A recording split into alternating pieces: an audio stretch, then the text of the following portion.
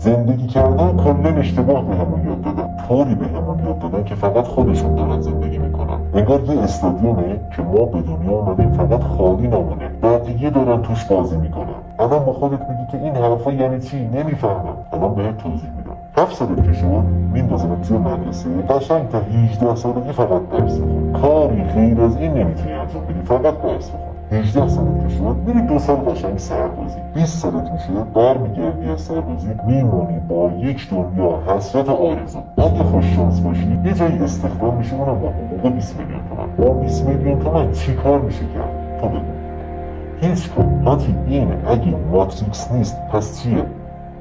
بعدش میدونی چیه؟ این که ما خودمون بریم طبق برنامه پیش میریم. برنامه اینطوری که ما به هیچ کدوم از آرزوهامون نرسیم، ولی خودمون چرا داریم طبق این برنامه پیش میریم؟ من نمیگم درس نخون، اتفاقا بخون، درس خوندن خیلی هم خوبه، ولی بهش دل نبر. بزن توی یه کسب و کار پولساز، یاد بگیر، بیا اجراش کن. به خدا شرف داره برای اینکه توی 20 سالگی بیای هاج و باج بمونی و ندونی باید چی کار بکنی. من همون فرشته نجاتیم که اومدم نجاتت بدم. اگه حال میکنی آیندت برات مهمه، بقیه پستا رو میبینی، حال نمیکنی خاک پاتت که تا اینجای دیگه همه